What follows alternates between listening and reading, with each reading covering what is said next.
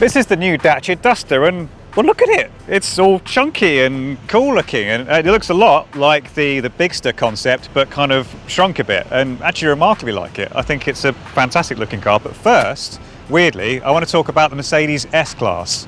Once upon a time, we looked to the Mercedes S-Class to see what fancy things would filter down to more run-of-the-mill cars in years to come. The S-Class was the first car with pre-tensioning seatbelts, half-decent ABS and keyless ignition, and got in there early with all sorts of other then-fresh tech. The last couple of versions arguably haven't brought anything truly game-changing to the table, making us wonder if all the great innovations have come and gone. We might just have gotten to the point where everything you could feasibly need on a car is now on this Dacia Duster.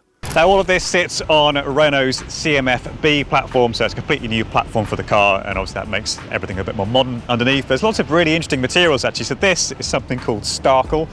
It's 20% recycled, as is proudly denoted there, and also it's 100% recyclable at the end of its life, and you've got this kind of, little sort of sparkly fleck in there, hence the name. The other thing is their front and rear skid plates that are called dyed in the mass. That means they don't have to be painted. That cuts down on materials. There's no chrome on the inside because chrome's an absolute environmental disaster. It's a fully vegan interior as well. So yeah, they've really thought about the sustainable stuff. Have the modular roof bars that have been kind of making their way across the Dacia range, so you can move those sideways and get them across the length of the car. I think it's a really good looking car. I think people are going to look at this and go, that's really cool. And then they're going to look at the price and go, oh, actually that's not as much as I thought. I could see people getting it as like a second car to lob their dogs in at the weekend alongside some sort of posh SUV that they'd rather not get muddy. There's lots of sort of Y motifs. You've seen those in the front headlight. You've got the rear clusters as well, because Y is Dacia's new thing. And then the back, we've got nice Dacia lettering in the sort of bronzy orangey colour, because this is an extreme. In the back we have 472 litres, which I shall demonstrate. Well, it's only a little bit bigger than before. It's a bit of a shame to see how heavily sloped that rear tailgate is, because that's going to be a bit of a pain if you want to, say, I don't know, transport a fridge or something, or in my case, a mountain bike or two. Decent amount of size though, all seems nice and roomy on the inside.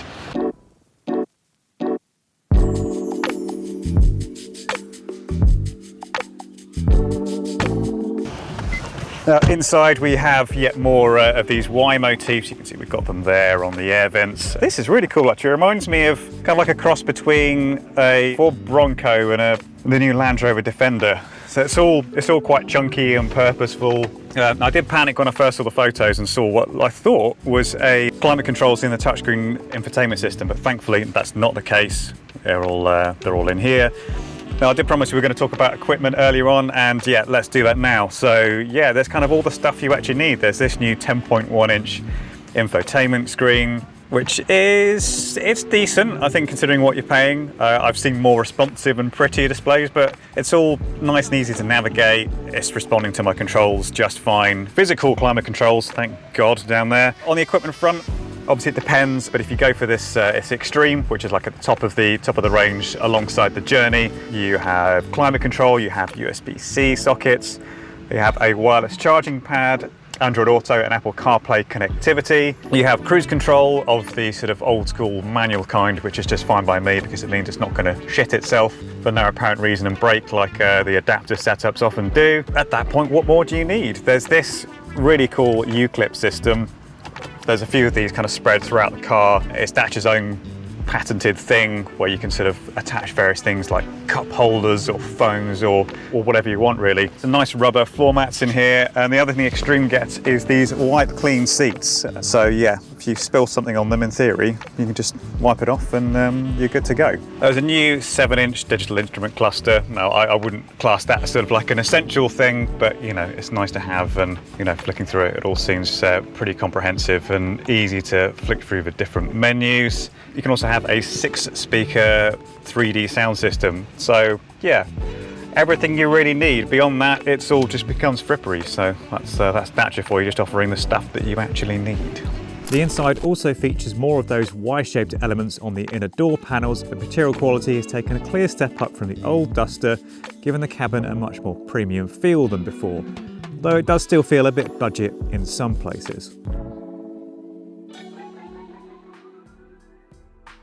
So Dacia isn't particularly keen on options. The whole point is you just pick one of the trim levels that you like the look of, that's got the stuff, and that's just that really. And in terms of trim levels, everything will start off with Essential, which will be okay for some people, but looks pretty basic. Probably the Expression looks like a better bet, adds more equipment. This is the Extreme, and that sits alongside the Journey at the top of the tree. So the idea is both of those will cost about the same amount of money, so it all kind of depends what you want. If you're more just going to be popping around town and, you know, doing motorway journeys, you'll get the Journey.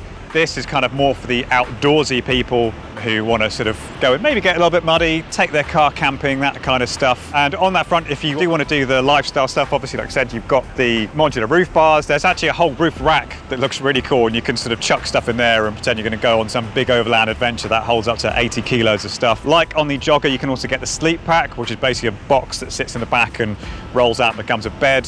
How comfortable a night's sleep that will give you, I don't know, but it's there if you want it. The engine lineup includes the TCE 100 biofuel, which uses a 98 brake horsepower 1 litre inline-3 engine that can be fueled either from a 50 litre petrol tank or a 50 litre LPG tank. So in theory, it can do about 800 miles fully brimmed.